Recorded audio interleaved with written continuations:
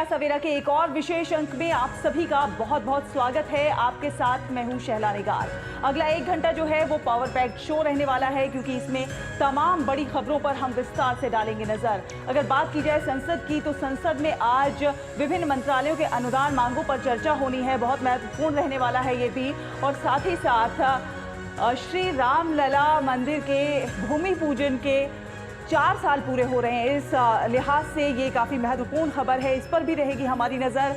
अगले 1 घंटे मेरे साथ स्टूडियो में मौजूद रहेंगी मेरी सहयोगी जया सिन्हा। सुप्रभात जया। Good morning Shaila. यानी बहुत ही खास है आज का दिन, 5 तारीख है।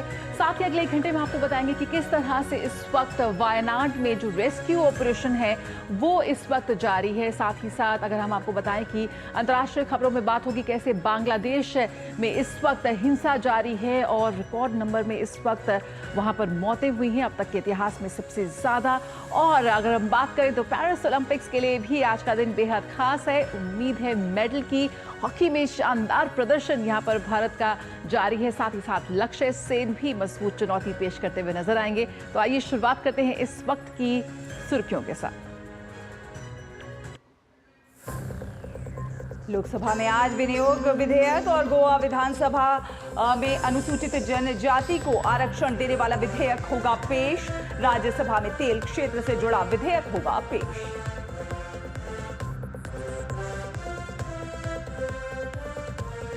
राष्ट्रपति द्रौपदी मुर्मू 3 देशों की यात्रा के पहले चरण में फिजी का करेंगी दौरा। द्विपक्षीय बैठक के अलावा भारतीय समुदाय से करेंगे बातचीत। फिजी की संसद को भी करेंगे संबोधित।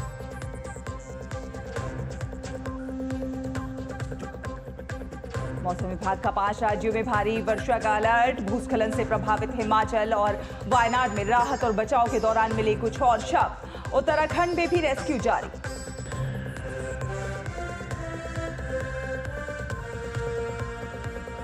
बांग्लादेश में सरकार की इस्तीफे की मांग कर रहे प्रदर्शन के दौरान हिंसा में करीब 90 लोगों की मौत।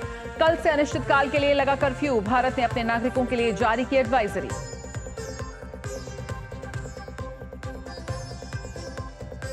पेरिस ओलंपिक में लक्ष्य सेन का बैडमिंटन में कांस्य पदक के लिए मलेशिया के जियाजी ली से मुकाबला।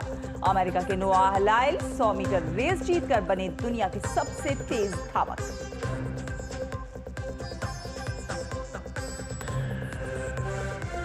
केंद्र सरकार पेरिस ओलंपिक पर स्मारक डाक टिकट करेगी जारी। संचार मंत्री ज्योतिरादित्य सिंधिया तथा खेल मंत्री मनसुख मांडविया रहेंगे मौजूद।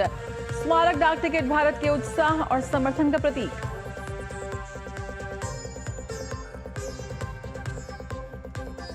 और अयोध्या में राम मंदिर के भूमि पूजन के 4 साल पूरे। सावन के तीसरे सोमवार को 4 साल पूरे होने पर मंदिर में विशेष पूजा और हवन का आयोजन।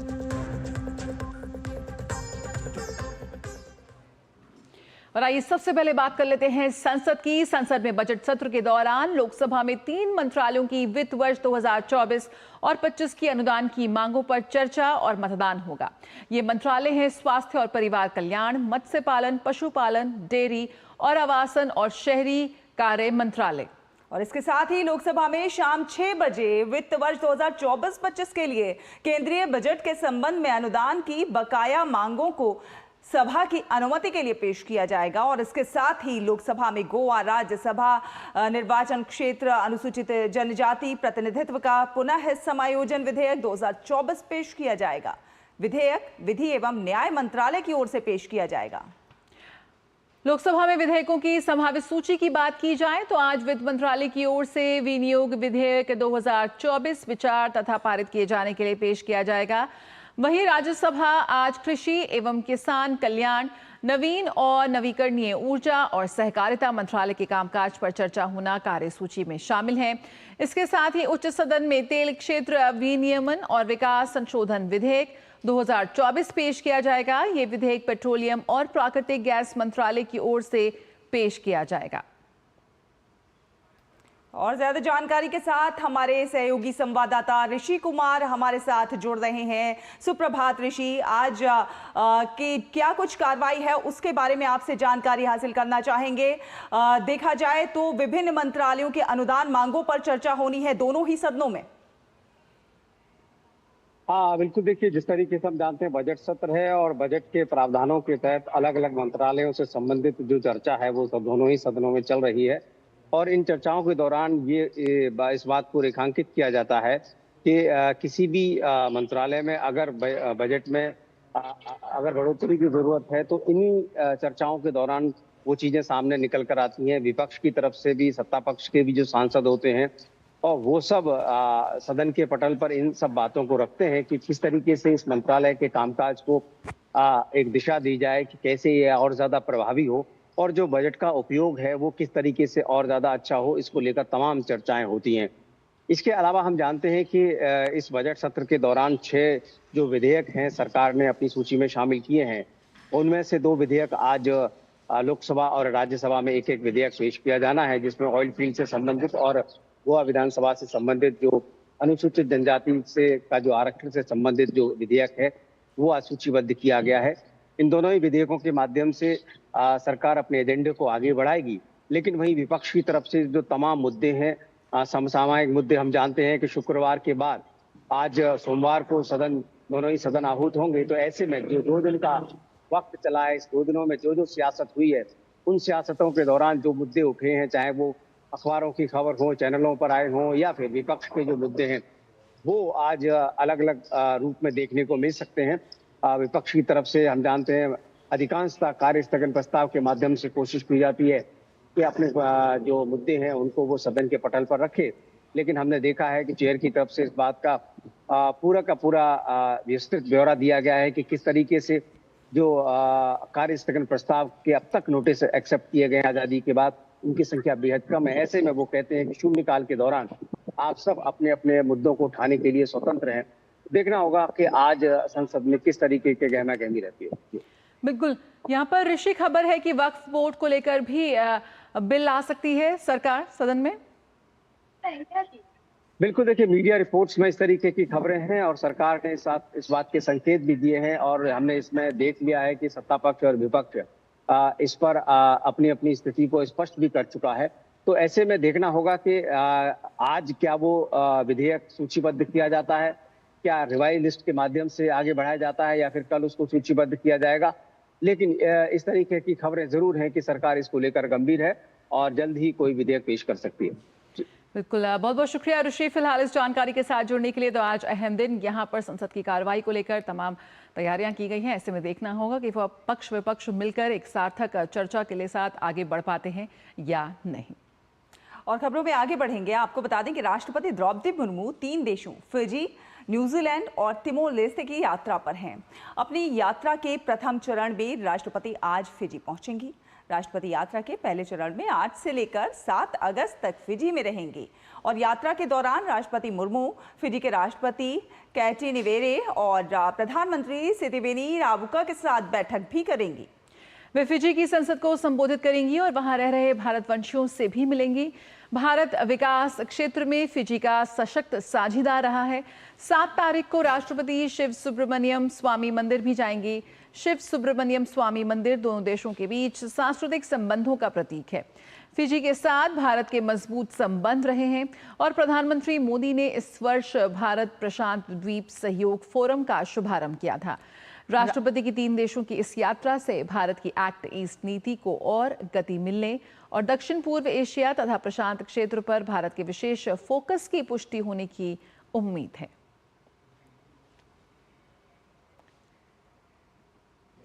और रक्षा प्रमुख जनरल अनिल चौहान आज नई दिल्ली में तीनों सेनाओं के उच्च स्तरीय वित्तीय सम्मेलन की अध्यक्षता करेंगे।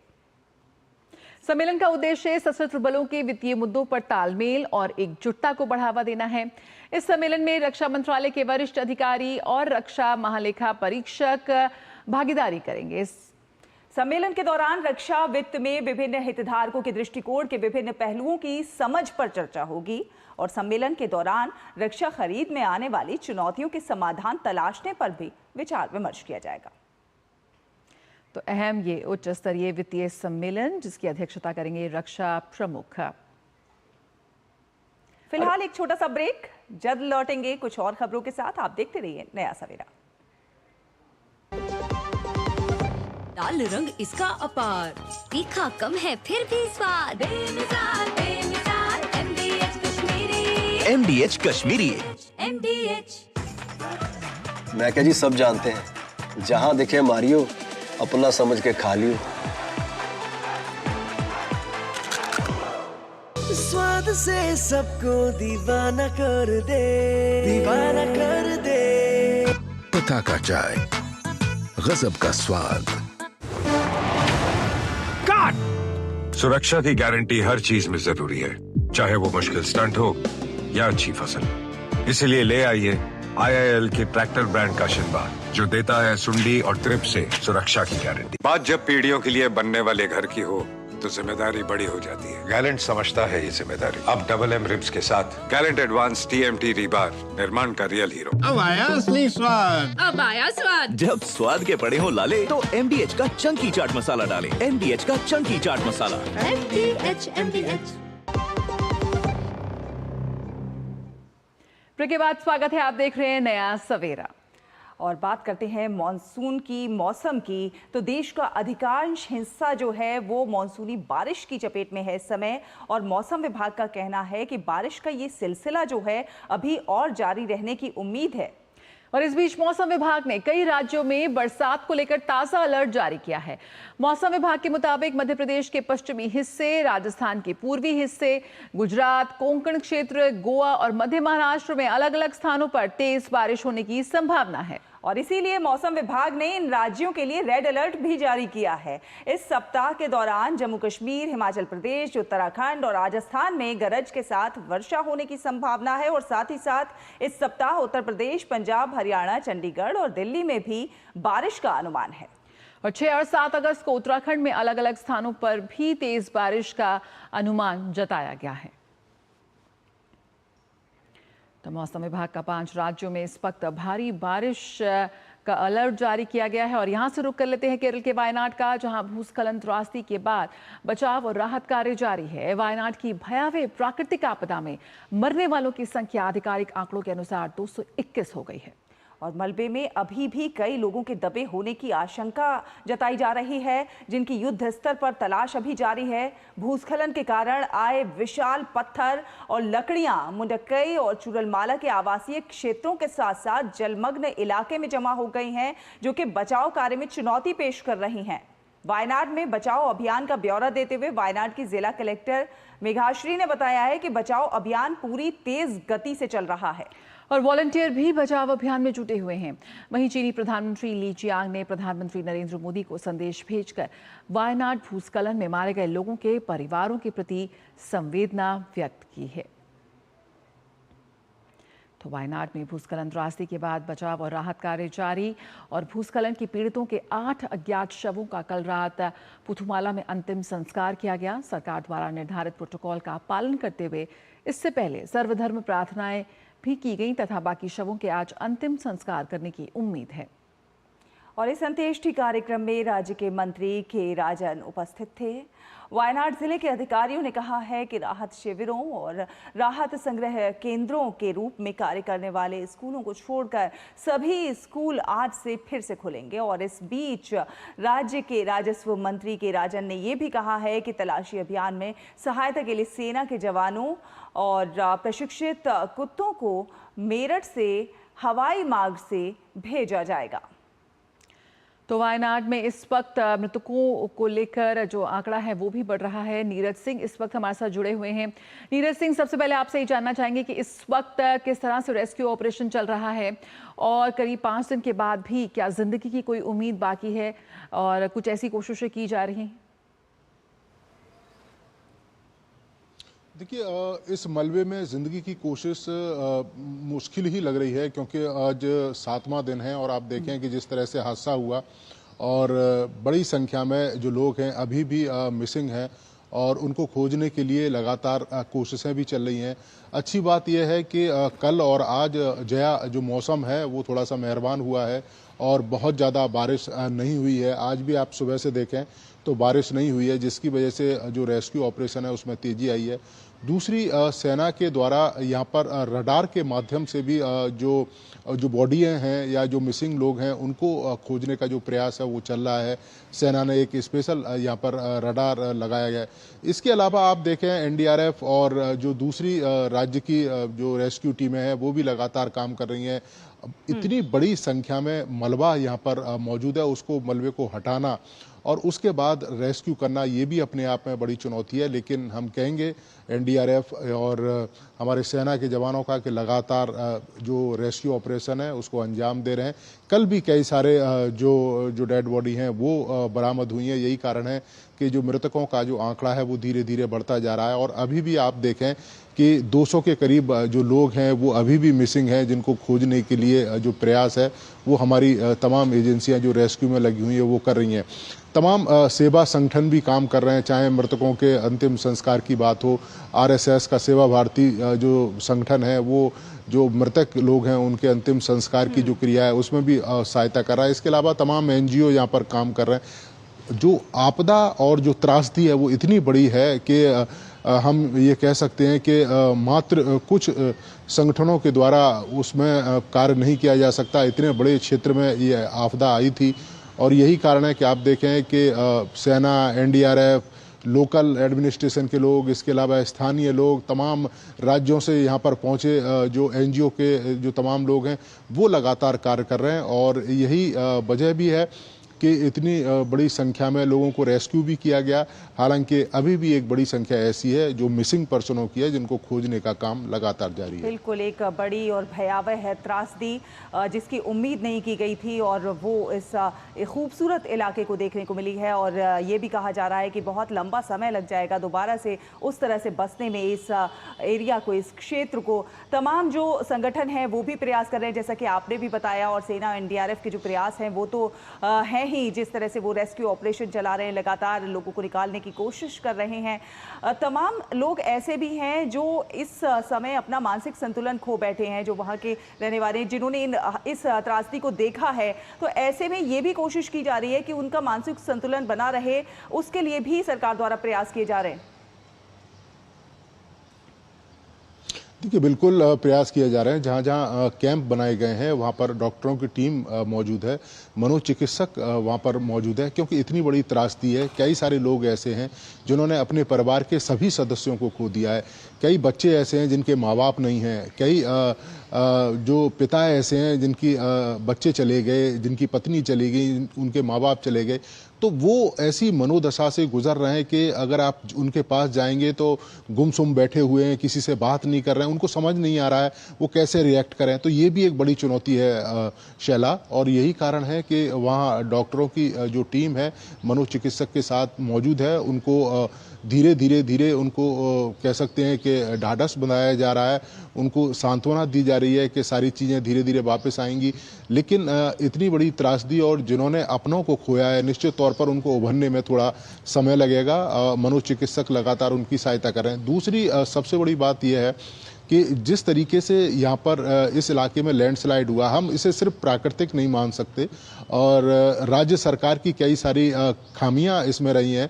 आप अंदाज़ा इसी बात से लगाइए कि यहाँ पर 2014 में मात्र 400 के करीब होटल थे और आज 1500 के करीब संख्या उन होटलों की है।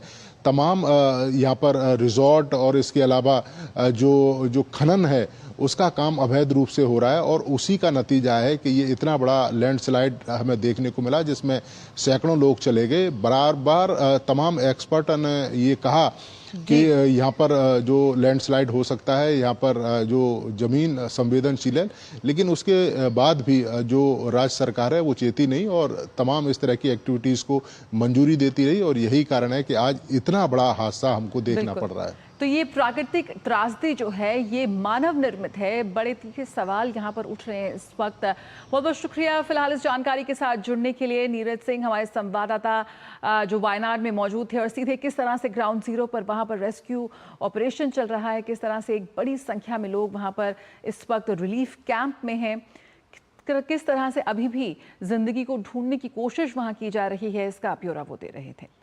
और वहीं वलसाड की बात करते हैं। वलसाड के हिंगलाज गांव में बाढ़ में फंसे 7 लोगों को एनडीआरएफ की टीम ने सफलतापूर्वक बचा लिया है। लगातार हो रही बारिश से औरंगा नदी का जलस्तर बढ़ने के कारण गांव में पानी भर गया था। इसके चलते हिंगलाज गांव में 7 लोग फंस गए थे। बताया ये जा रहा है कि ये सभी लोग मछली पकड़ने गए थे और अचानक बढ़े जलस्तर से उन्हें बाहर निकलने का मौका नहीं मिल पाया। ऐसे में उन्हें बचाने के लिए एनडीआरएफ द्वारा खोज एवं बचाव अभियान चलाया गया। तो वलसाड के हिंगलाज गांव में भी एनडीआरएफ का रेस्क्यू ऑपरेशन यहां पर। और हिमाचल प्रदेश के शिमला, मंडी और कुल्लू जिलों में बादल फटने की घटनाओं में लापता लोगों की तलाश आज 5वें दिन भी जारी है। बिल्कुल, राज्य में अलग अलग स्थानों पर ये बादल फटने की घटनाएं हुई हैं, जिसके बाद 42 लोग अभी भी लापता हैं। इनमें से 36 लापता लोग शिमला जिले के रामपुर के समेज इलाके के हैं। मंडी जिले के तेरंग में तलाशी अभियान के दौरान कल 2 और शव बरामद किए गए हैं। और मंडी के उपायुक्त अपूर्व देवगन के अनुसार लापता लोगों की खोज के लिए एनडीआरएफ ने स्निफर डॉग लगाए हैं। इसके अलावा भारी भरकम चट्टानों के बीच लापता लोगों के फंसे होने की आशंका को देखते हुए फ्लैश फ्लड में आई बड़ी चट्टानों को ब्लास्ट कर तोड़ा जा रहा है। इधर तलाशी अभियान के दौरान शिमला जिले के सुन्नी क्षेत्र में एक महिला का शव बरामद किया गया। तो हिमाचल प्रदेश में भी शिमला, मंडी और कुल्लू जिलों में राहत और बचाव कार्य इस वक्त जारी है। और उत्तराखंड के रुद्रप्रयाग जिले में केदार घाटी के विभिन्न पड़ावों पर आज 5वें दिन अलग अलग स्थानों पर फंसे तीर्थयात्रियों और स्थानीय लोगों को सुरक्षित उनके गंतव्य तक पहुंचाने के लिए लगातार राहत और बचाव अभियान चल रहा है। उत्तराखंड आपदा प्रबंधन सचिव वीके सुमन ने बताया कि केदारनाथ धाम, भीमबली, लिंचौली तथा चीड़बासा से कुल 1982 लोगों को एयरलिफ्ट किया गया है। अब तक कुल 9099 लोगों को सकुशल निकाला गया है। तो रेस्क्यू कार्य लगातार जारी है। केदारनाथ में घने बादल छाए रहने के कारण रेस्क्यू कार्य में लगातार व्यवधान भी हो रहा है। भारतीय वायुसेना का चिनूक हेलीकॉप्टर मौसम खराब होने के कारण अभी तक उड़ान नहीं भर पाया है। तो वहीं MI-17 हेलीकॉप्टर द्वारा खराब मौसम के कारण अभी तक केवल 3 उड़ानें ही भरी जा सकी हैं। बिल्कुल। और इस बीच रुद्रप्रयाग जिले की केदार घाटी में भारी बारिश के कारण अलग अलग स्थानों पर फंसे तीर्थयात्रियों और स्थानीय लोगों को सुरक्षित उनके गंतव्य तक पहुंचाने के लिए राहत और बचाव अभियान भी जारी रहा।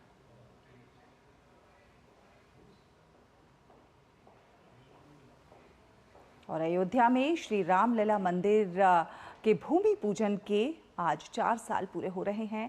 आज सावन का तीसरा सोमवार भी है और इसको लेकर श्री राम जन्मभूमि परिसर में स्थित यज्ञ मंडप में विविध ग्रंथों के पारायण के साथ हवन का अनुष्ठान चल रहा है।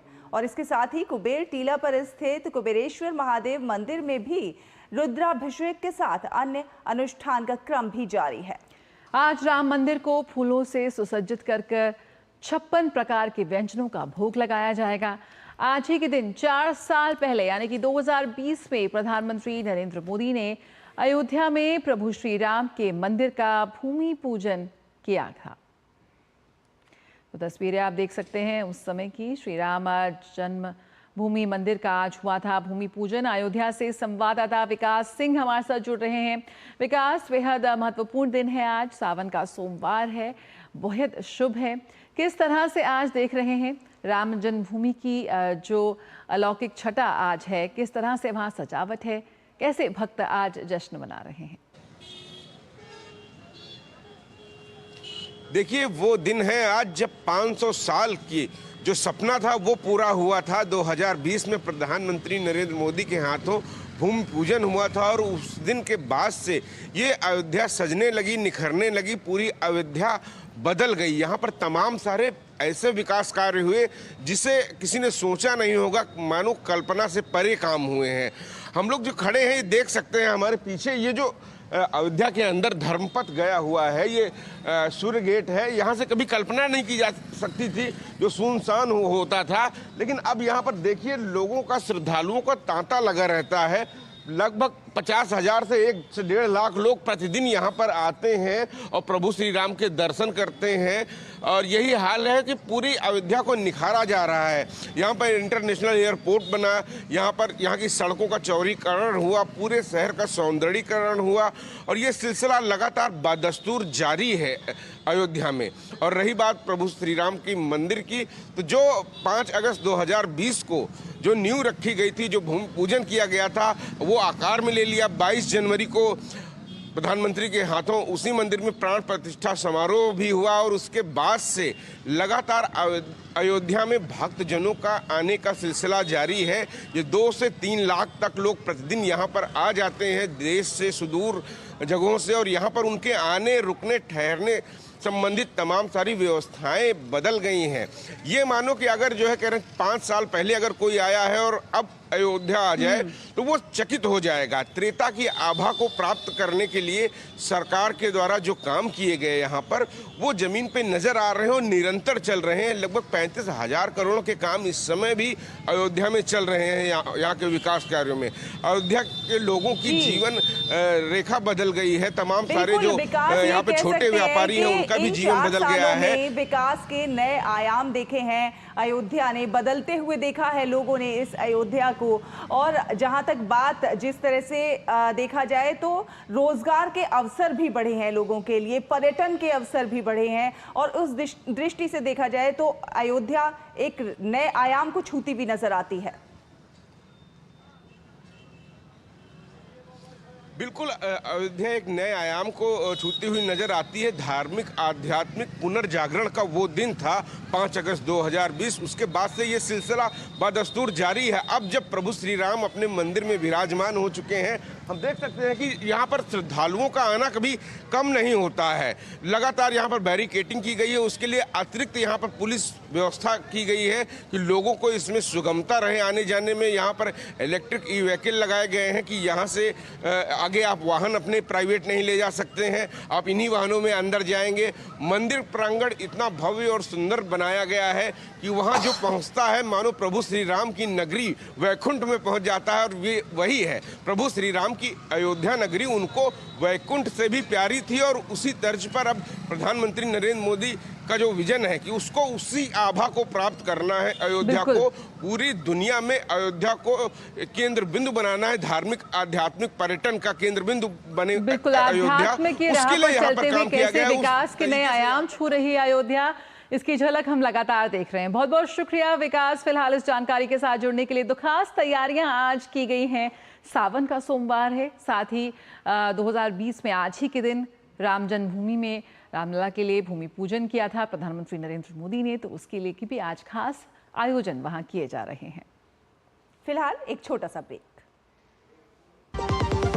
तड़के वाली भोली भाली मेहनत वाली असली तड़के वाली, ये तो बड़ी समझदार बड़ी होशियार MDH के सही टेस्ट का असली टेस्ट MDH जिंजगालिक टेस्ट। बात जब पीढ़ियों के लिए बनने वाले घर की हो तो जिम्मेदारी बड़ी हो जाती है। गैलेंट समझता है ये जिम्मेदारी। अब डबल M रिब्स के साथ गैलेंट एडवांस TMT रीबार, निर्माण का रियल हीरो। सुरक्षा की गारंटी हर चीज में जरूरी है, चाहे वो मुश्किल स्टंट हो या अच्छी फसल। इसीलिए ले आइए IIL के ट्रैक्टर ब्रांड का शिनबार, जो देता है सुंडी और ट्रिप से सुरक्षा की गारंटी। ए संभाल कर, हाँ, आई मारो पप्पा फॉरेन थी लाई आव्यो। हाँ, सत्यानाश भाई, नुकसान कैसा भरेगा तुम? स्टॉक मार्केट में भी रिस्क उतना ही लें जितने की कैपेसिटी और रिस्क की जानकारी हो। ऑप्शंस ट्रेडिंग बहुत सोच समझ कर करें। अरे वाह दिकरा, एकदम बराबर। रिस्क समझ कर लेने का। सोच कर समझ कर इन्वेस्ट कर। दादी के हाथों का जादू और खुशबू से महकता घर। MDH गरम मसाला, असली मसालों से भरा हूँ मैं, क्योंकि हर रिश्ता है स्वाद से जुड़ा। ब्रेक के बाद स्वागत है, आप देख रहे हैं नया सवेरा। और आइए अब बात करते हैं जम्मू कश्मीर की। जम्मू कश्मीर में अनुच्छेद 370 को हटाने के आज 5 साल पूरे हो गए हैं, जिसके बाद से जम्मू कश्मीर विकास के पथ पर चल पड़ा है। जी हाँ, देश के दूसरे राज्यों की तरह यहाँ लोगों के केंद्र की सभी योजनाओं का यहाँ पर लोगों को सीधा फायदा मिल रहा है और लोगों के जीवन पर हो रहे विकास का भी सीधा असर दिखाई दे रहा है।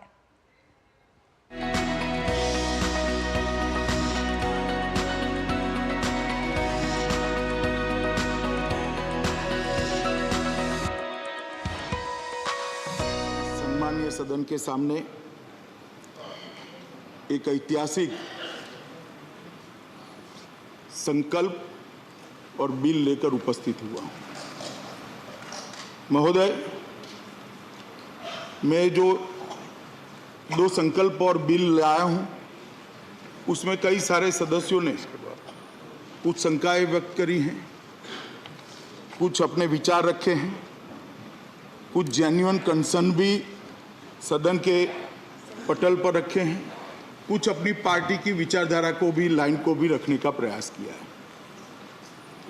मगर मैं सदन के सामने स्पष्ट करना चाहता हूं, एज अ लेजिस्लेटर, मैं जब दोनों संकल्प और बिल लेकर आया हूं, तो मैं मानता हूं कि जम्मू कश्मीर में एक लंबे रक्तपात भरे युग का अंत धारा 370 के समाप्त होने से बनेगा।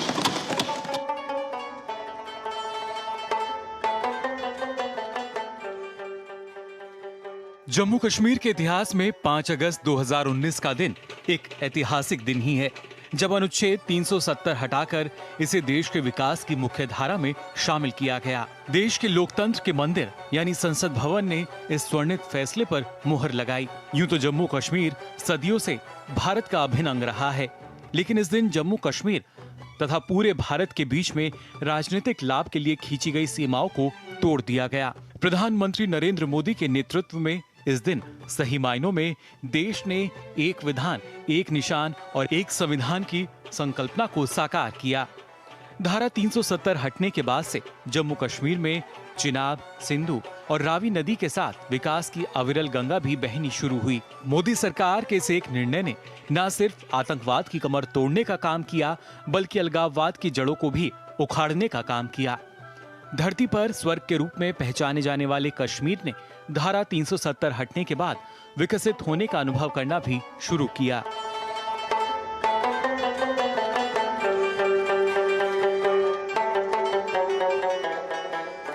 आर्टिकल 370 इसकी पूजा करने के वाले लोगों ने वोट बैंक की राजनीति का हथियार बनाने वालों ने 370 को उसने जम्मू कश्मीर का जो हालात कर दिए थे, वहां के लोगों के अधिकार छीन लिए थे।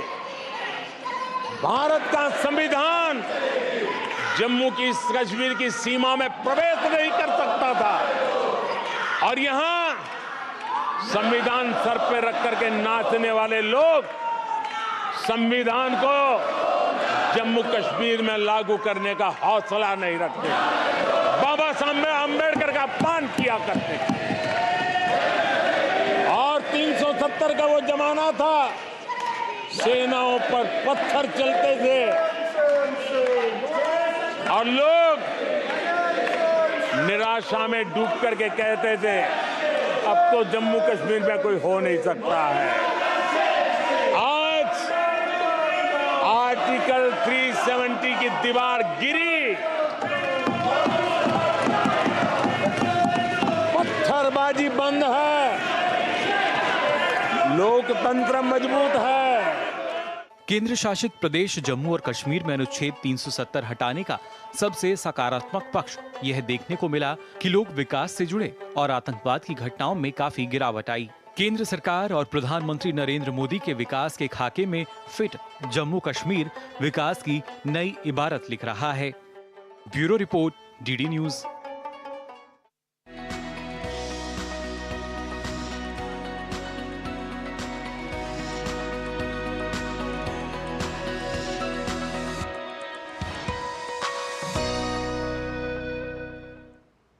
और आइए अब देखते हैं देश भर से कुछ खास खबरें।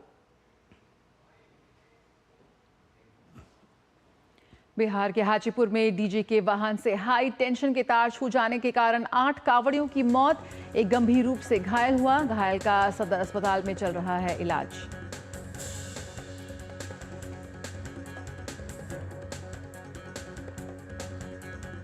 सुप्रीम कोर्ट में मनीष सिसोदिया की जमानत याचिका पर सुनवाई होगी। साथ ही साथ दिल्ली एमसीडी में अल रहमान को नामित करने के मामले में सुप्रीम कोर्ट अपना फैसला सुना सकता है।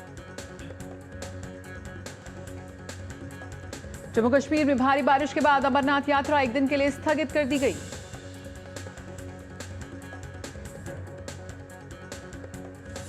फिलहाल यहां पर एक छोटा सा ब्रेक, लेकिन ब्रेक के उस पार होगा हमारा खास सेगमेंट अखबारों की सुर्खियां। MDH का किचन किंग किचन में हो तो हम सब कुछ बना सकते हैं। बैंगन का भरता, आलू गोभी, भिंडी मसाला और भी बहुत कुछ। MDH सुरक्षा की गारंटी हर चीज में जरूरी है, चाहे वो मुश्किल स्टंट हो या अच्छी फसल।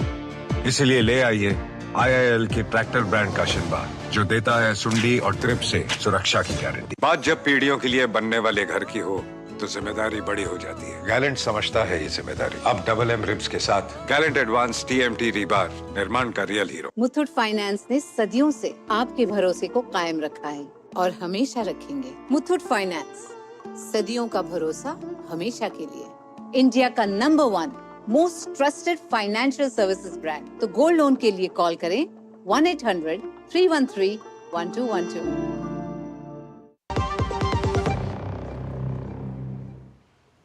ब्रेक के बाद स्वागत है, आप देख रहे हैं नया सवेरा और आइए अब बारी है अखबारों की सुर्खियों की।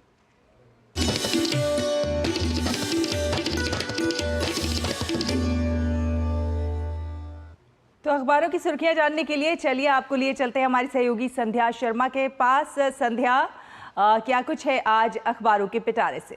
जी शैला, अखबारों की सुर्खियों की शुरुआत कर लेते हैं हरिभूमि पेज पर। आज पहले पेज पर जो खबर प्रकाशित हुई है उसके साथ दरअसल हिजबुल्लाह ने इजराइल पर कई रॉकेट दागे हैं और आयरन डोम ने भी दम दिखाया है। इस खबर को लिया गया है, बताया है कि किस तरह से जंग के मुहाने पर मिडिल ईस्ट खड़ा हुआ है और लेबनान से इजराइल के कई इलाकों में ये रॉकेट की बौछार हुई है। इस खबर को प्रकाशित किया गया है। एक और खबर की बात करें तो गृह मंत्री अमित शाह से जुड़ी हुई खबर है। दरअसल कल गृह मंत्री अमित शाह ने चंडीगढ़ में जलापूर्ति परियोजना का उद्घाटन किया, जिससे 24 घंटे जलापूर्ति हो सकेगी।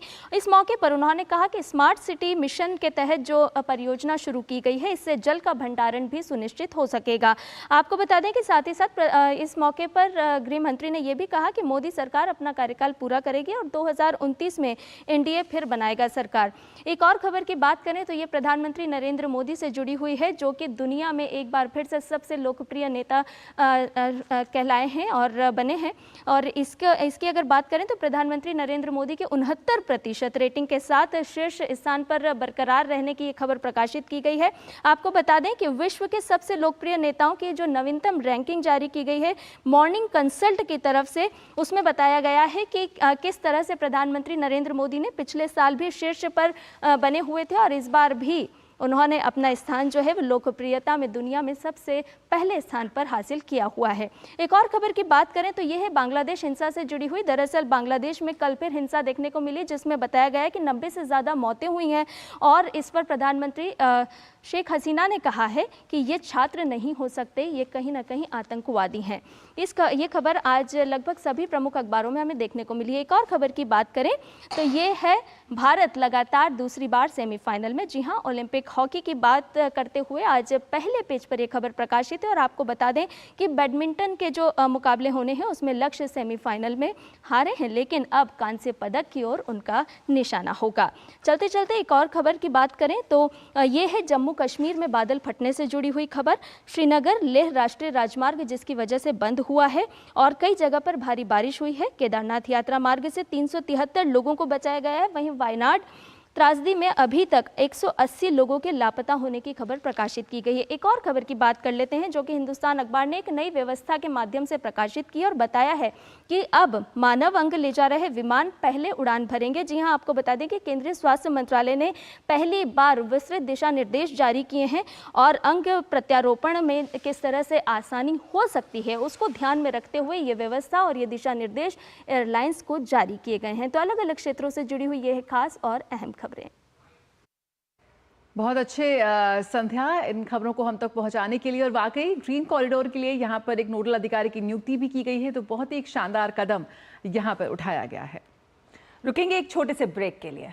ब्रेक के उस पार खबरों का सफर जारी रहेगा। देखते रहिए नया सवेरा। दादी के हाथों का जादू और खुशबू से महकता घर। MDH गरम मसाला, असली मसालों से भरा हूँ मैं, क्योंकि हर रिश्ता है स्वाद से जुड़ा। बात जब पीढ़ियों के लिए बनने वाले घर की हो तो जिम्मेदारी बड़ी हो जाती है। गैलेंट समझता है ये जिम्मेदारी। अब डबल M रिब्स के साथ गैलेंट एडवांस TMT रीबार, निर्माण का रियल हीरो। सुरक्षा की गारंटी हर चीज में जरूरी है, चाहे वो मुश्किल स्टंट हो या अच्छी फसल। इसलिए ले आइए IIL के ट्रैक्टर ब्रांड का शिनबार, जो देता है सुंडी और ट्रिप से सुरक्षा की गारंटी। ए संभाल कर, हाँ, आई मारो पप्पा फॉरेन थी लाई આવ્યો છે। हाँ, ए सत्यानाश, भाई नुकसान कैसा भरेगा तुम? स्टॉक मार्केट में भी रिस्क उतना ही लें जितने की कैपेसिटी और रिस्क की जानकारी हो। ऑप्शंस ट्रेडिंग बहुत सोच समझ कर करें। अरे वाह दिकरा, एकदम बराबर। रिस्क समझ कर लेने का। सोच कर समझ कर इन्वेस्ट कर। बढ़िया है, प्राकृतिक हल्दी, मिर्ची, धनिया। नहीं, मिर्ची, धनिया, हल्दी, MDH। मसाले सच सच MDH।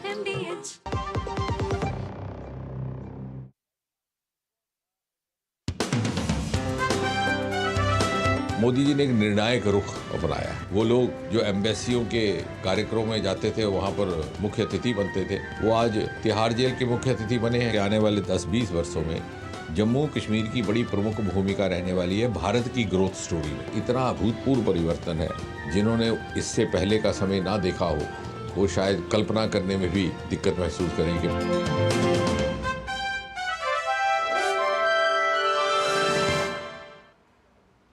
ब्रेक के बाद स्वागत है आप सभी का। आप देख रहे हैं नया सवेरा और चलिए अब देख लेते हैं दुनिया भर की कुछ खास खबरें।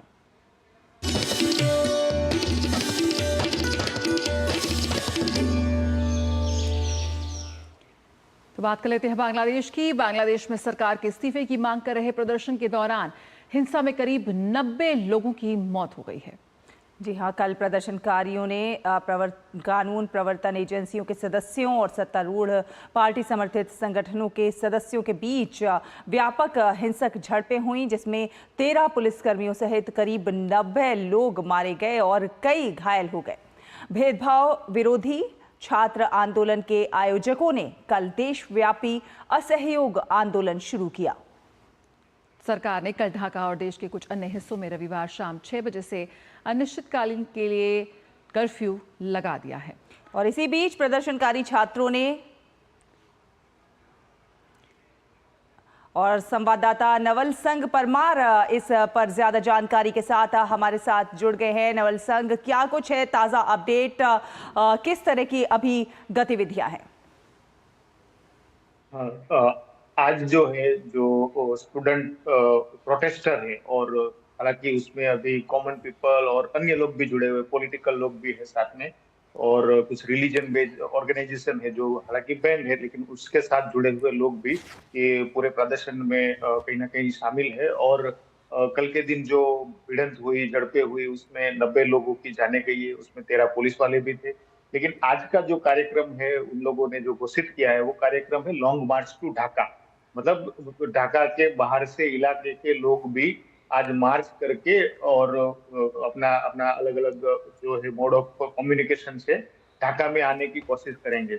कल शाम को 6 बजे से कर्फ्यू लगा दिया गया है। हालांकि कर्फ्यू यहाँ पे ऑलरेडी था, लेकिन over a period of time last 2 week में जो रिलैक्सेशन दिया गया था कर्फ्यू में, वो कल के दिन वो 15 घंटे का, सुबह मॉर्निंग 6 बजे से नाइट 9 बजे तक का रिलैक्स पीरियड था। लेकिन कल जो नॉन कोऑपरेशन मूवमेंट की असहयोग आंदोलन की जो घोषणा की थी और उसके लिए जो पूरे बांग्लादेश में अलग अलग जगह पे काफी सारे लोग और सुरक्षा एजेंसियां और रूलिंग पार्टी के साथ जुड़े हुए संगठन के लोगों के बीच में जो हिंसक भिड़ंत हुई, उसके बाद कर्फ्यू दोबारा से इंडेफिनिट टाइम के लिए विदाउट एनी रिलैक्स पीरियड कल से लगा दिया है। आर्मी तो ऑलरेडी डिप्लॉय था ही और आर्मी के ऊपर भी बड़ा जिम्मेदारी रहेगा कि कर्फ्यू को इम्प्लीमेंट करे और कर्फ्यू को एनफोर्स करे।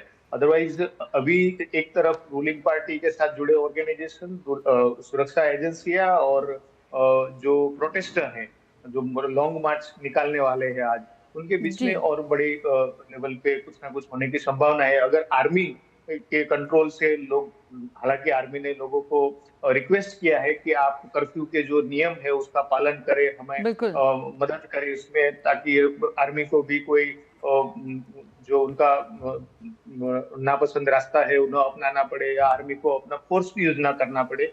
लेकिन देखने वाली बात यह है कि आज का दिन किस तरीके से रहता है। कल का बिल्कुल, तो आज का दिन काफी अहम है, बहुत ही तनावपूर्ण था बांग्लादेश में, ढाका में और अलग अलग हिस्सों में। सिचुएशन बहुत ही नाजुक है और रोड्स एंड स्ट्रीट्स पे आमने सामने लोग, पुलिस और जो प्रदर्शनकारी, उनके बीच में कौन सी जगह पे क्या वारदात होती है। 90 से ज्यादा लोगों की मौत हुई है।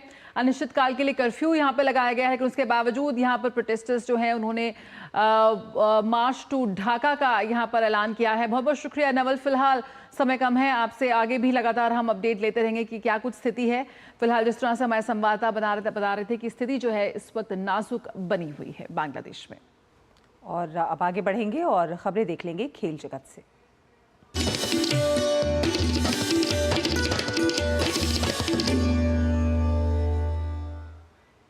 तो पेरिस ओलंपिक में आज भारत के पास एक और पदक जीतने का मौका है। भारतीय बैडमिंटन खिलाड़ी लक्ष्य सेन आज कांस्य पदक के लिए मुकाबला खेलेंगे। लक्ष्य सेन का सामना मलेशिया के जी जिया ली से होगा। तो बैडमिंटन खिलाड़ी लक्ष्य सेन आज कांस्य पदक के लिए मुकाबला खेलेंगे। बेहद अहम मैच होगा और काफी संघर्ष वाले मैचों से गुजरकर लक्ष्य इस मुकाम पर पहुंचे हैं, तो सभी की निगाहें होंगी आज लक्ष्य सेन पर, जहां पेरिस ओलंपिक में आज एक और पदक मिलने की उम्मीद है बैडमिंटन से। और हमारे साथ पेरिस ओलंपिक पर ज्यादा जानकारी के लिए हमारे साथ जुड़ गए हैं संवाददाता मुकेश शुक्ला। मुकेश, आज का दिन कैसे देखते हैं आप? खास तौर पर लक्ष्य सेन कांस्य पदक के लिए खेलेंगे, तो क्या वो भारत के पहले पुरुष खिलाड़ी बनेंगे जो ओलंपिक में बैडमिंटन से पदक जीतेंगे?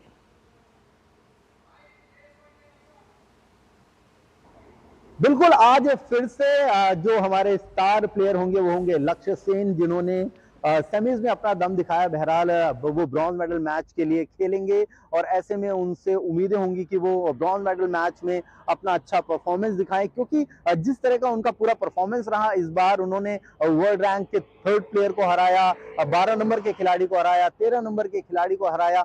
तो मुझे लग रहा है कि गेम में कोई कमी नहीं है, मोराल अभी भी उनका हाई होगा। जरूर वो सोच रहे होंगे कि ब्रॉन्ज मेडल मैच के इस मौके को वो जाया ना जाने दें। और अच्छी बात है, अगर लक्ष्य सेन यहाँ से जीतते हैं तो पहले ऐसे खिलाड़ी होंगे भारत के लिए बैडमिंटन से जो पदक जीत करके लेकर के आएंगे ओलंपिक में। तो देश दुआएं मांग रहा है और साथ ही साथ लक्ष्य सेन खुद एक बार अपने बढ़े हुए मनोबल के साथ कोर्ट में उतरेंगे। वहीं दिन के मुकाबलों में रेसलिंग के मुकाबले खेले जाएंगे, जहां निशा दहिया मैट पर दिखाई देंगी, रेसलिंग मैट पर वो होंगी, उनसे बड़ी उम्मीदें होंगी। टेबल टेनिस में महिलाओं के टीम इवेंट खेले जाएंगे, तो वहां से अच्छे रिजल्ट की उम्मीद है। साथ ही साथ कुछ और मुकाबले जो हैं वो देखने को मिलेंगे। तो देखना होगा कि किस तरह से वो तमाम मुकाबले आगे बढ़ते हैं, क्योंकि अभी एथलेटिक्स के मुकाबले भी जारी हैं। तो आगे आने वाले दिनों में एथलेटिक्स से भी काफी कुछ उम्मीदें की जा रही हैं कि एथलेटिक्स में जो मेडल है हमारे वो देखने को मिले। हमें कौन सा सरप्राइजिंग एलिमेंट निकल करके आएगा नीरज चोपड़ा के अलावा। लेकिन आज के दिन जो नजर रहेगी, बड़ी नजर रहेगी, वो लक्ष्य सेन के ऊपर रहेगी और उम्मीद करेंगे कि ब्रॉन्ज मेडल के साथ वो अपने इस कैंपेन को खत्म करें। बिल्कुल, बहुत शुक्रिया मुकेश फिलहाल इस जानकारी के साथ जुड़ने के लिए। तो सभी की निगाहें लक्ष्य सेन पर, जो आज इतिहास रचने की कड़ी में आगे बढ़ते हुए नजर आएंगे। और पेरिस ओलंपिक में अमेरिकी धावक नोआह लाइल्स ने पुरुषों की 100 मीटर दौड़ में स्वर्ण पदक जीत लिया है। जीवन का सर्वश्रेष्ठ प्रदर्शन करते हुए 9.79 सेकंड के समय में अमेरिकी धावक लाइल्स ने ये दौड़ पूरी की। और जमाइका के किशाने थॉम्पसन को रजत पदक से संतोष करना पड़ा, जबकि अमेरिका के ही फ्रेड केली ने कांस्य पदक जीता।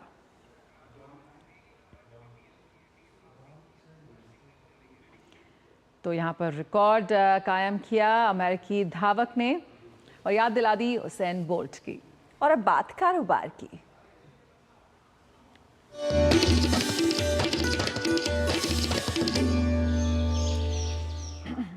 प्रधानमंत्री नरेंद्र मोदी ने गैस उत्पादन में अभूतपूर्व वृद्धि के लिए देशवासियों को बधाई दी है। पेट्रोलियम और प्राकृतिक गैस मंत्री हरदीप सिंह पुरी ने आंकड़ों के साथ भारत के गैस उत्पादन में रिकॉर्ड वृद्धि की जानकारी दी। और इसके बाद प्रधानमंत्री ने एक्स पर पोस्ट किया, विकसित भारत के संकल्प की सिद्धि में ऊर्जा के क्षेत्र में हमारी आत्मनिर्भरता बहुत महत्वपूर्ण है। गैस उत्पादन का ये रिकॉर्ड इस दिशा में हमारी प्रतिबद्धता का प्रत्यक्ष प्रमाण है। सोशल मीडिया प्लेटफॉर्म एक्स पर हरदीप सिंह पुरी ने पोस्ट करते हुए जानकारी दी कि साल 2020 और 21 में भारत का गैस उत्पादन 28.7 BCM था और ये उत्पादन साल 2023-24 में बढ़कर 36.43 BCM हो गया है।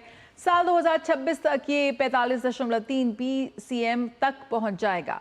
हरदीप सिंह पुरी ने बिल्कुल पोस्ट में लिखा कि आंकड़े प्रमाण है कि प्रधानमंत्री नरेंद्र मोदी के मार्गदर्शन में भारत एक नई ऊर्जा, नई उमंग व नए संकल्प के साथ आगे बढ़ रहा है।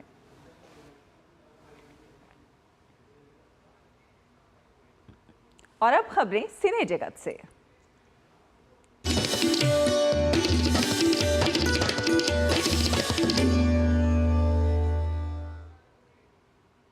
करण जौहर और गुनीत मोंगा की 11-11 इसी हफ्ते रिलीज हो रही है। ये मिस्ट्री से भरपूर फिल्म है।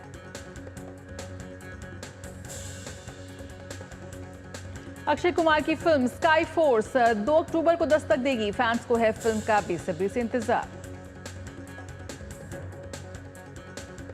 विक्रम अभिनीत फिल्म थंगलान अपने ऐलान के बाद से ही सुर्खियों में है। फिल्म से अभिनेत्री का फर्स्ट लुक पोस्टर जारी कर दिया गया है। थंगलान में मालविका एक आदिवासी देवी की भूमिका में है।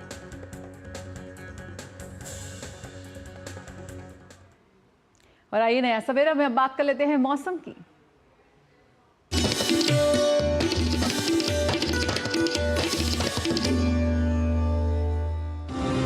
देश का अधिकांश हिस्सा मानसूनी बारिश की चपेट में है। मौसम विभाग का कहना है कि बारिश का यह सिलसिला अभी जारी रहने की उम्मीद है। इस बीच मौसम विभाग ने कई राज्यों में बरसात को लेकर ताज़ा अलर्ट जारी किया है। मौसम विभाग के मुताबिक मध्य प्रदेश के पश्चिमी हिस्से, राजस्थान के पूर्वी हिस्से, गुजरात, कोंकण क्षेत्र, गोवा और मध्य महाराष्ट्र में अलग अलग स्थानों पर तेज बारिश होने की संभावना है।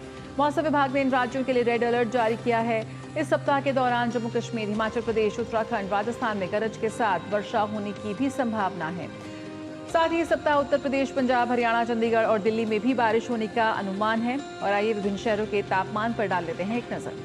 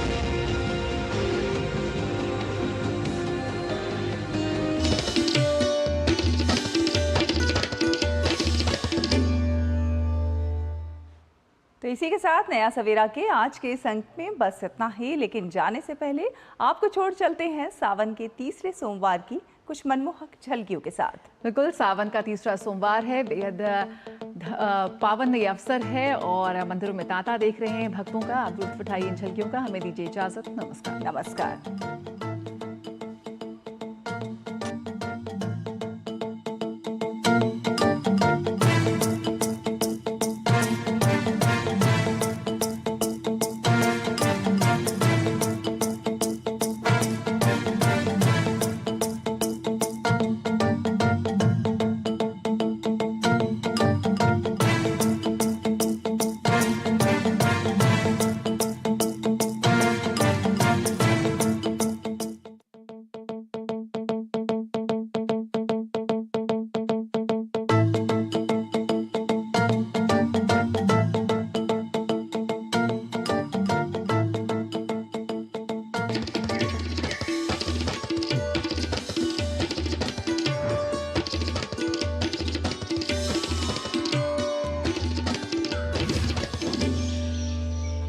नया सवेरा के प्रायोजक थे गैलेंट एडवांस रैबर।